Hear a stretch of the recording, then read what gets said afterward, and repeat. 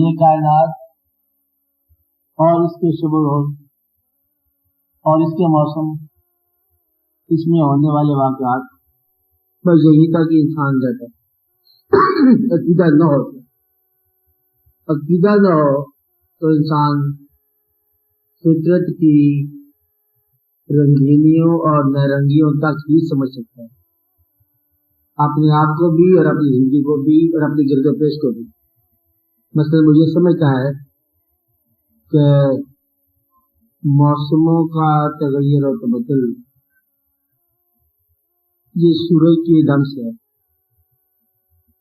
اور کیوں ہے کہ زمین کی گردش سے، اور زمین کی ڈیلی گردش یا اینول گردش اپنے گرد یا سورج کے گرد، اس کے دم سے موسموں کا تغیر و تبدل آتا ہے، اور دن رات کا بدلنا آتا ہے، ہواؤں کے چلنے سے موسم بدلتے ہیں، اور سورج کی وجہ سے یہ ساری گرمی جو تازگی قائم ہے مجھے جانتا ہے، لیکن سورج ایسا کیوں ہے اور زمین ویسے کیوں ہے یہ وہ نہیں جانتا۔ یہاں عقیدہ کام آتا ہے، مطلب راز سے کیا ہے، راز سے کیا ہے، اب بات میرے مقصد یہ ہے کہ انسان اس کائنات کے اندر ہونے والے واقعات سے متعلق رہتا ہے، اس کائنات کے اندر ہونے والے واقعات کے متعلق جاننا چاہتا ہے اور جانتا ہے، تحقیق کرتا ہے، جسد کرتا ہے، غور کرتا ہے، اور راز دریافت کرتا ہے، وجوہات دیکھتا ہے، نتائج دیکھتا ہے، لیکن یہ سب ایسا کیوں ہے یہ وہ نہیں جانتا۔ تو اگر زندگی عقیدے سے محروم ہو تب بھی کائنات سے متعلق رہتی ہے۔ اب سمجھے نا، آپ کی زندگی اپنے گرد کی کائنات سے متعلق رہے گی۔ اب یہ کہ جب بھی آپ بے عقیدہ ہونے کے باوجود آپ جب بھی کسی زندگی کا بیان کریں گے اس میں گرد و پیش کے واقعات آئیں گے، موسم آئیں گے، زمین آئے گی، آسمان آئے گا، سارے واقعات۔ اس کے پیچھے، اس فطرت کے رنگ کے پیچھے کوئی فطرت بنانے والے کا ذکر نہیں آئے گا۔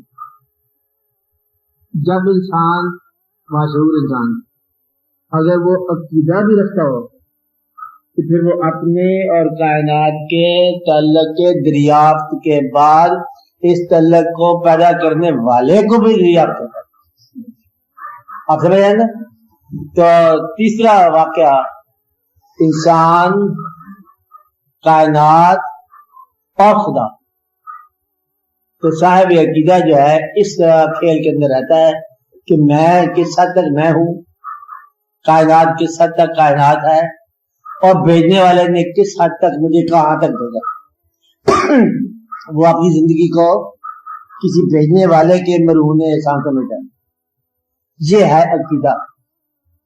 اب اس میں سوال پیدا ہوتا ہے کہ آپ جب کائنات کو دیکھ رہے ہو، میرے سورج روشن ہے، ہوتا رہے، چاند روشن ہے، ستارے ہیں، اگر یہ ساری کائنات کی تمام اشیاء اگر آپ پر اثر نہ کریں تو فائدہ کو نہیں آپ کے لیے، تو گویا کہ اس کائنات کی ہر چیز اس کائنات میں باہوش اور باشعور انسان کے لیے ہر وقت ایک اثر رکھتی ہے،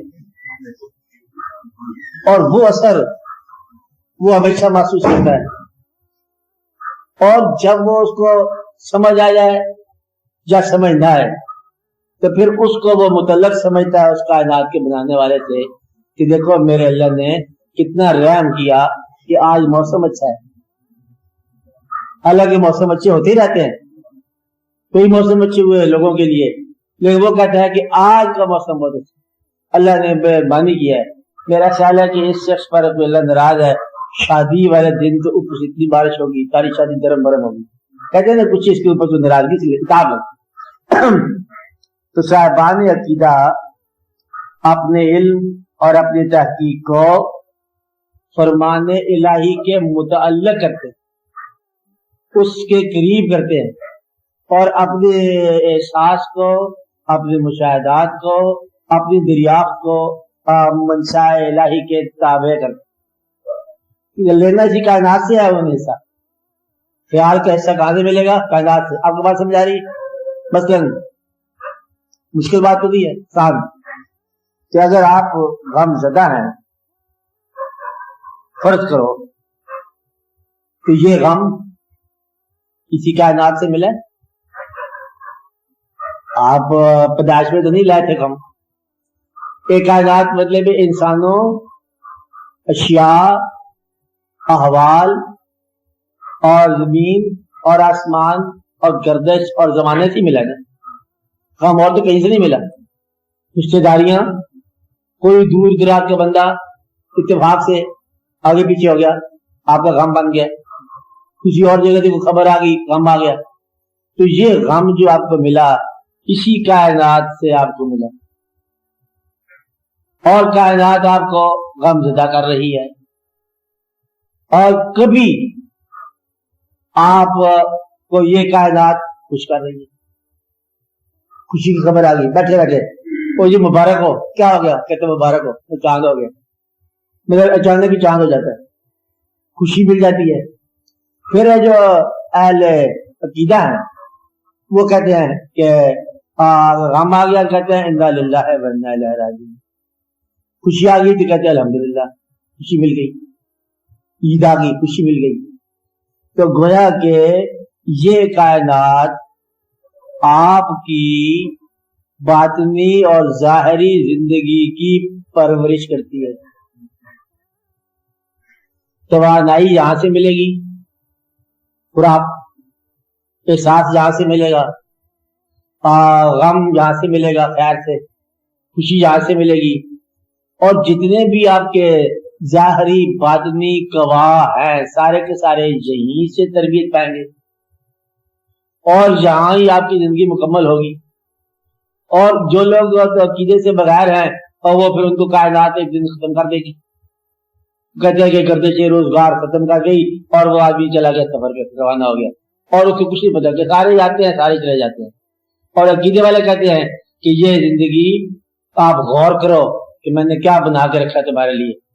پھر وہ جب غور کرتے ہیں تو پھر وہ کہتے ہیں ربنا ما خلقت ھذا باطلا، میرے رب یہ جو کچھ تو نے بنایا ہے یہ عین حقیقت ہے، یہ باطل نہیں ہے۔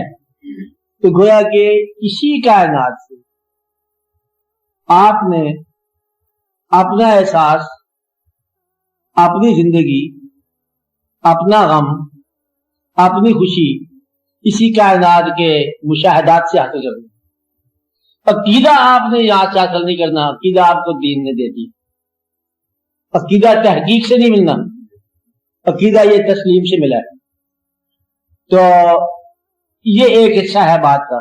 آپ بات سمجھ گئے کہ انسان جیسا بھی ہے، جتنا بھی ڈیولپڈ ہے، اس کی ڈیولپمنٹ، اس کا ظاہر، اس کا باطن، اس کا مشاہدہ، اس کا کائنات، اس کی یاد، اس کا ماضی، اس کا مستقبل، اس کے غم، خوشی، اظہار جو بھی ہے، سارا کائنات کا احسان۔ اور وہ کچھ بھی نہیں کیا انسان نے، صرف بیٹھے رہو تو آپ پرورش پاتے رہتے ہیں۔ کمال کی بات، آپ خالی بیٹھے ہیں اور پرورش پا رہے ہیں، خالی بیٹھے ہیں ذہن ڈیولپ ہو رہا ہے، خالی بیٹھے ہیں نظارے آپ کے سامنے سے گزر گیا ہے، میلہ دیکھ لیا گھر بیٹھ کر۔ یعنی کہ خالی اپنی جگہ پر قائم رہنے سے غم اور خوشی کی وافر مقدار میں خوراک مل جاتی ہے۔ آپ کی زندگی محفوظ ہے، اس کو محفوظ لگا دو، تالا لگا دو، بے شک ڈیفینس کر دو، تو باہر تو خبر آ جائے گی غم کی۔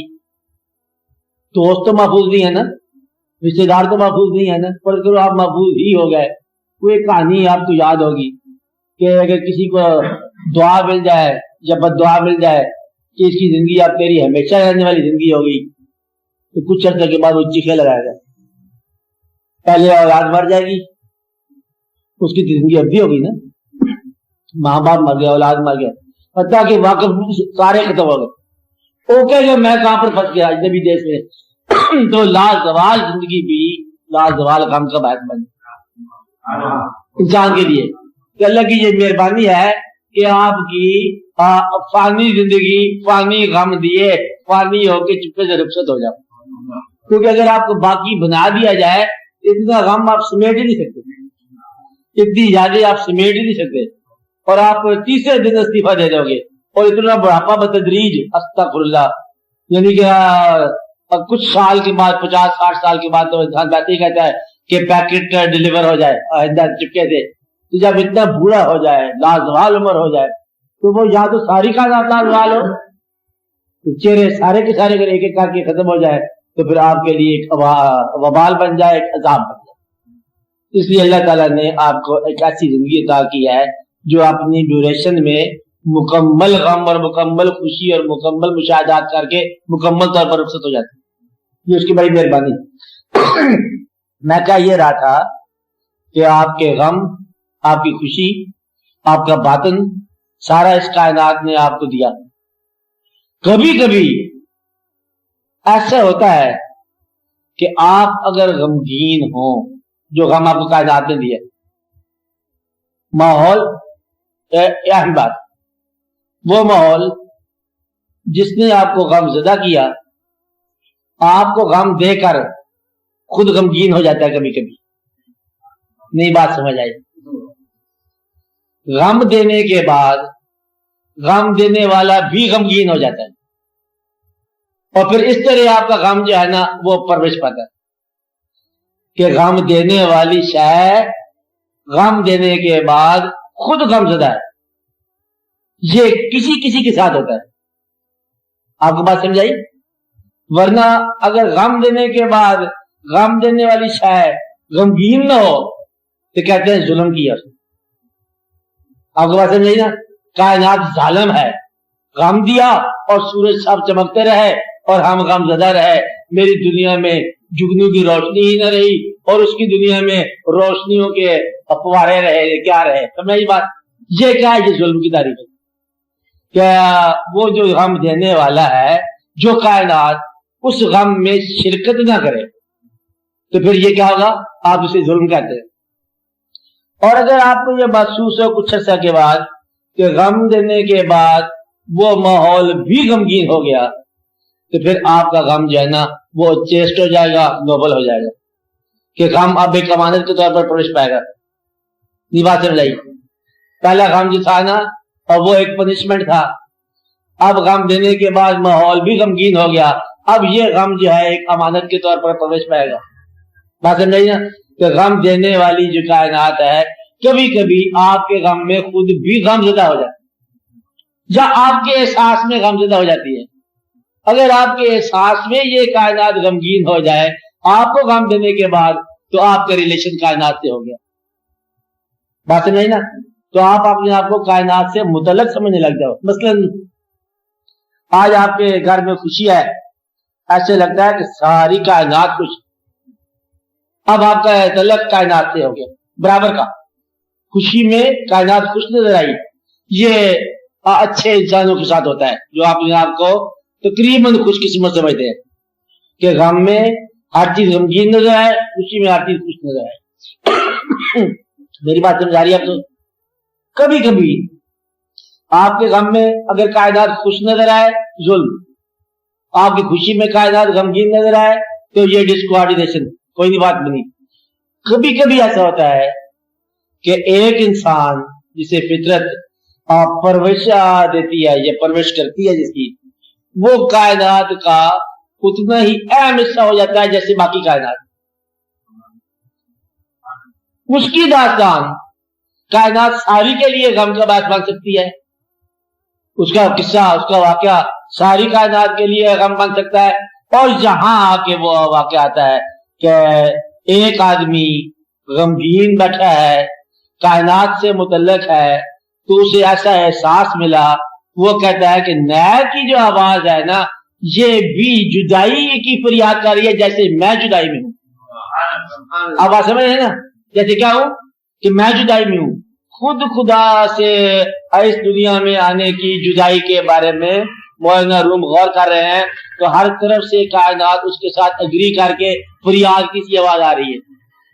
اب کائنات اس کے ساتھ اگری کر گئی نا. یہ ایسا آدمی جو ہے نا یہ فطرت کا حصہ ہوتا ہے. اب ایسے میں نا ایسے آدمی جو ہوتے ہیں نا یہ ان کو بہت کوئی اور نام دیا جاتا ہے کہ ان کا غم جو ہے کائنات سمیٹتی ہے اور کائنات ان کے غم کو دوبالا کرتی ہے. ان کی خوشی کائنات سمیٹتی ہے اور دوبالا کرتی ہے. مطلب آپ نے یہ دریافت کرنا ہے کہ اس کائنات کے لیے آپ کتنا میٹر کرتے ہیں. یہ کائنات آپ کے لیے کتنا میٹر کرتی ہے. آج میں یہ بتاتا ہوں کہ یہ نہیں ہو سکتا کہ آپ کے آنے اور جانے کے بعد اس کائنات میں فرق نہ پڑا. فرق پڑا ہے. آنا ضروری تھا اور پھر اس ٹائم کے بعد جانا ضروری تھا. اب یہ آپ نے دریافت کرنی ہے کہ وہ کون سی ضرورت تھی جس کی وجہ سے آپ کو آنا پڑا اور اب کیا ضرورت ہے جس کی وجہ سے آپ کو جانا پڑ رہا ہے. آپ صرف اتنی سی چیز دریافت کرنی ہے. یہ آپ کو بتاؤں کہ ضرورت بڑی تھی اور ایک آدمی کے پیدا ہونے پر کروڑ سال کا منصوبہ اور انویسٹمنٹ ہے نیچر کی. ورنہ کوئی چہرہ چہرے کے برابر ہو جاتا, کوئی انسان انسان کے برابر ہو جاتا, کوئی اور واقعہ ہو جاتا. اب آپ سمجھ رہے نا تو گویا کہ بڑے ہی کوالٹی کنٹرول کے ساتھ آئی بات, بڑے حساب سے یہ بات آئی ہے. تو آپ کا ہونا اسی زمان و مقام میں, اسی کائنات میں, اسی جگہ پر, اسی ماحول میں, اسی وقت میں عین ضروری. اب آپ سمجھ رہے. اور پھر کچھ عرصے کے بعد اتنا ہی ضروری ہے آپ کا واپس جانا. اور اگر اہل عقیدہ ہو اور اہل عقل ہو اور آپ کو آنے کا اہمیت نہ پتا ہو اور جانے کی ضرورت نہ پتا ہو, آپ یہ سمجھو کہ آپ غافل. اب آپ سمجھ رہے نیچر کا کوئی بھی عمل جو ہے نا وہ بے مقصد نہیں ہے. آپ کے ہونے کا مقصد آپ نے دریافت کرنا ہے اور یہ مقصد جو ہے اس وقت دریافت ہوتا ہے جب آپ اس کائنات کے ساتھ مالک کائنات کے حوالے سے متعلق. اب آتے میں نا کہ یہ جو آپ مثلا آپ محنت کر رہے ہیں, محنت کا نتیجہ کامیابی ہے, تو یہ تو آپ کہہ رہے ہیں نا عقل سے کامیابی ملی. عقل کو بنانے والے کا شکریہ کرو اور احساس کرو کہ اس نے آپ کو کامیابی دینے کے لیے ایک خاص قسم کی آپ کو عقل عطا فرمائی جو خاص ماحول میں چلتی ہوئی خاص کامیابی تک پہنچی. اسی طرح اس نے آپ کو ایک خاص دل دیا جو ہر حال میں چلتے چلتے کہیں نہ کہیں غمگین ہو جاتا ہے. اب یہ غم جو ہے نا عطا ہو گیا. بات نہیں نا کہ یہ عطا اس نے کیا کہ یہ دل چلتے چلتے کہیں نہ کہیں جو ہے یہ انوالو ہو جاتا ہے. یہ دل جو ہے نا محبت والا دل ہے. تو یہاں آپ دیکھتے رہتے ہو, اپنا انوالو ہونا دیکھتے رہتے ہو, مصروف ہونا دیکھتے رہتے ہو. میں بڑا بزی ہوں بچوں کے لیے, خوراک بچوں کے لیے. بچے کیا ہوتے ہیں؟ عطا. بچوں کے لیے ساتھ کیا ہوتا ہے؟ عطا. دینے والے کی عطا. دینے والے کے حوالے سے یہ عطا ہے نا, تو حوالہ نہ بھولنا. تو اس لیے ایسا نہ ہو کہ کبھی حوالہ بھول کے تو جو چیز تمہارے حوالے کیا ہے اسی میں لگ جاؤ. حوالے اس نے کی ہے, حوالہ وہی رہے گا. شاید میں نے گم ہو جانا, دینے والے کا خیال رکھنا. نعمت میں نہ گم ہو جانا, منم کا خیال رکھنا. غم میں نہ گم ہو جانا, دینے والے کا خیال کرنا. خوشی میں نہ گم ہو جانا, خوشی دکھانے والے کا خیال رکھنا. زندگی میں نہ گم ہو جانا, زندگی دینے والے کا خیال کرنا. اور موت میں بھی غم زدہ ہونا, دینے والے کا خیال یاد رہے کہ اس کی مرضی جب چاہے اٹھا لے. میرا مقصد یہ ہے کہ آپ دین والوں کے لیے یہ بہت ضروری ہے کہ آپ اپنے اعمال اور اپنے مشاہدات اور اپنا سفر اور اپنے واقعات کو اس کے حوالے سے پہچانو, ورنہ ساری کی ساری گمراہی ہو جائے گی. محنت بھی ہوگی اور گمراہی بھی ہو جائے گی. آپ سمجھ رہے ہیں یہ چھوٹی سی بات ضروری تھی. گائی صاحب آپ کو بات سمجھا رہی. نیکی بھی اگر اس کے حوالے کے بغیر ہو, مجبوری کی نیکی, یہ تمہاری انا ہے. نیکی جو ہے نا مجبوری کی جو ہے یہ بھی تمہاری اپنی کوئی انا ہے. عبادت جو ہے یہ بھی تمہاری اپنی انا ہے. اگر اس کے حوالے سے ہے اور حوالہ موجود ہے تو پھر آپ کی نیکی بھی بڑی ہی ادب میں ہوگی, آپ کی عبادت ادب میں ہوگی. عبادت کا معنی بادشاہ کا قرب. بادشاہ کا قرب جو ہے نیک لوگوں کو مالک کا قرب اور مدھم کرے گا اور دھیما کرے گا۔ جو شخص اللہ کریم کا ارشاد سنو کہ اللہ کے محبوب صلی اللہ علیہ وسلم کے سامنے اونچی آواز کرنے والے کے اعمال ضائع ہو جاتے ہیں، اور اللہ کے سامنے وہ تو اللہ کے محبوب ہیں، تو گویا کہ اللہ کے گھر میں بیٹھ کر اونچی آوازیں اور اونچی صدائیں اور اونچے جھوٹ بولنے والے کے اعمال تو اعمال ہی نہ رہے نا۔ مطلب یہ ہے کہ جو اللہ کے تقرب کا دعویٰ کرتا ہے اور اس کا دل جو ہے وہ دوبل نہیں ہوا، اس کی آواز مدھم نہیں ہوئی اور اس کی نگاہ زمین پر نہیں لگی، اور ولا تمشی فی الارض مرحا، اور زمین پر وہ اکڑ اکڑ کے نہیں چلنا چاہیے، اس کو اکڑ کر چلنے والے جو ہے نا یہ تقرب الہی کبھی حاصل نہیں کر سکتے۔ یعنی کہ اللہ تعالیٰ کا مطلب یہ ارشاد ہے کہ حضرت لقمان علیہ السلام کے بارے میں آتی ہے نا آپ صاحب، وَإِذْ قَالَ لُقْمَانُ لِابْنِهِ يَا بُنَيَّ لَا تُشْرِكْ بِاللَّهِ وَلَا تَمْشِ فِي الْأَرْضِ مَرْحًا، زمین پر مت اکڑ کے چلو۔ تو گویا کہ زمین پر بھی ادب سے چلنا۔ تو اللہ کے قرب میں جو لوگ داخل ہوتے ہیں وہ اور ہی تمل میں جاتے ہیں۔ تو اکڑنا، تیز ہونا، شوخی کرنا، یہ تقرب کی نفی۔ اللہ کریم نے اپنے محبوب صلی اللہ علیہ وسلم کے بارے میں بتا دیا کہ ان کے قریب ہو کے آواز نہ اونچی کرنا۔ آپ نے بارے فرمایا نہیں ہے، لیکن آپ پہچان لو، بات سمجھ آئی نا؟ بھائی یہی اللہ کریم کی بات ہے، تو انہوں نے فرمایا نہیں۔ اس لیے اگر نیکی احساس آپ کو دھیما نہ بنائے تو سمجھو کہ آپ کو کچھ حاصل نہیں ہوا کائنات۔ تو پھر اس بات کو میں خلاصہ بیان کرتا ہوں کہ اسی کائنات میں سے آپ نے اپنا احساس دریافت کرنا ہے، اور پہلے دریافت کرنا ہے، پھر احساس کرنا کیا ہے؟ اسی کائنات کو لوٹا دینا۔ نہیں بات سمجھے؟ آپ کو غم ملا کائنات سے، اپنا غم بکھیر دو کائنات، خوشی ملی خوشی دے جاؤ۔ تو گویا کہ کائنات کا ٹوٹل اماؤنٹ غم خوشی احساس اتنا ہی رہتا ہے۔ آپ نے کچھ اٹھایا اس کو آگے بتا دی، اور غم اٹھایا غم بیان کر دیا، خوشی حاصل کی خوشی بیان کر دی۔ آپ بات سمجھ رہے ہیں نا؟ اسی طرح لوگوں کو، جن لوگوں کو جو بھی صفات ملی ہے وہی صفات انہوں نے کائنات میں لگا دی اور زمانے کو بتا دی، اور آپ اسی طرح خالیات آئے اس طرح خالیات۔ تو یہاں انصاف کا تقاضا آئے گا کہ جو کچھ آپ نے لیا اتنا لوٹاؤ، جو کچھ آپ کو حاصل ہوا وہ لوٹاؤ۔ ظلم والا آدمی جو ہے وہ ہماری بحث میں نہیں ہے، کیونکہ اس کا احساس غلط ہے۔ میری بات سمجھائی؟ جو کہتا ہے کہ مجھے ظلم ملا کائنات میں، وہ بحث سوار ہے، اس کے شعور جو ہے نا ناقص، کیونکہ جس سے کوئی زندگی سے پیار نہیں ہے اس کی ہماری بحث ہے۔ باشعور انسان کی ہم بات کر رہے ہیں، اور پھر باعقیدہ انسان کی بات کر رہے ہیں کہ وہ اپنے آپ کو اپنے اللہ کے حوالے سے اس کائنات کے مشاہدات سے نکالتا ہوا ان مشاہدات کو کبھی بیان کر جاتا ہے، کبھی ان کی تاثیر بیان کرتا ہے، کبھی نتیجہ بیان کرتا ہے۔ تینوں قسم کے بیان ہیں۔ کچھ تو جیسے کمنٹری ہوتی ہے کہ ہم جا رہے ہیں، یہ کائنات ہے، یہ روشن کائنات ہے، یہ ایسا ہے، سورج نکل رہا ہے، سورج ڈوب رہا ہے، کیا منظر ساتھ ساتھ بیان کیا۔ کسی آدمی نے اس کا جو ہے نتیجہ بیان کر دیا، کسی آدمی نے اس کی تاثیر بیان کر دی، اپنے اوپر جو ہوئی ہے۔ اب اس تصویر ہے کہ مجھے بہت سردی لگ رہی ہے، بہت موسم گرم ہے، موسم کے بیان کر دیا۔ کسی نے اور یہ بیان کر دیا کہ جو چاہتا ہے وہ کرتا ہے مالک۔ اب یہ نتیجے کا نتیجہ ہے۔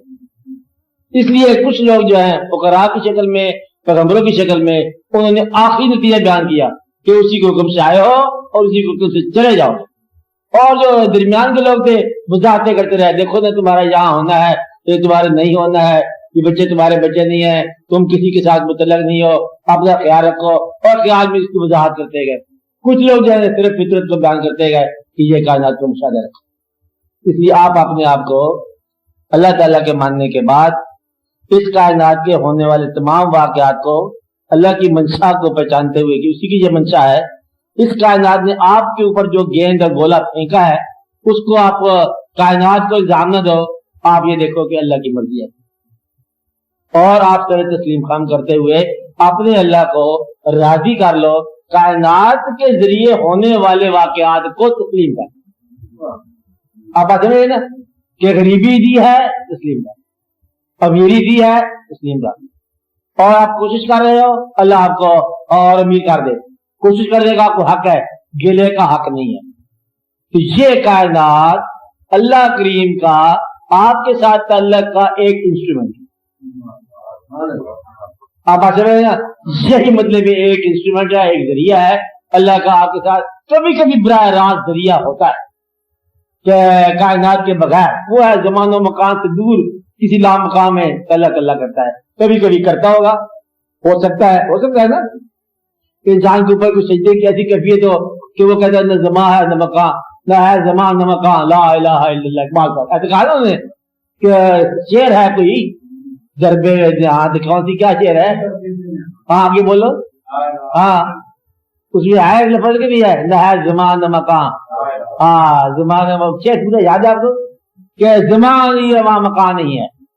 तो इकबाल ने उस मकाम की निशानदेही कर दी। एक मकाम आता है जिंदगी में जहां जमा और मकान नहीं होते, ये कभी कभी किसी को मिलता है मकाम, वरना जमान और मकान की कैद में आप पाबंद रहेंगे, जमान और मकान के अंदर आप गुजरेंगे, जमान और मकान से गुजरते हुए खालिक के कौन मकान को फरामोश नहीं, फिर आपको ये राज राज ने, हाँ फिर आपको समझ आता है। अब आप ये बात समझ आए तो अब आप अपने आप का कायनात के हवाले से जायजा लो और कायनात का अपने हवाले से जायजा लो, और अपनी कश्मकश को रिकंसिडर करो कि कश्मकश जो है यही बगावत हो सकती है। निशानदेही कर रहा हूं, आपकी मजबूरियां आपके लिए एक खौफनाक नतीजा मुरतब कर सकती हैं। ये बात समझाई, आपकी मसरूफियत गुमराही हो सकती है, आपकी मसरूफियत इबादत हो सकती है, आप मजबूरी में जो अमल कर रहे हैं जायज हो सकता है, मजबूरी में जो अमल कर रहे हैं नाजायज हो सकता है, आपके अमाल सवाब हो सकते हैं, आपके अमाल अजाब ला सकते हैं।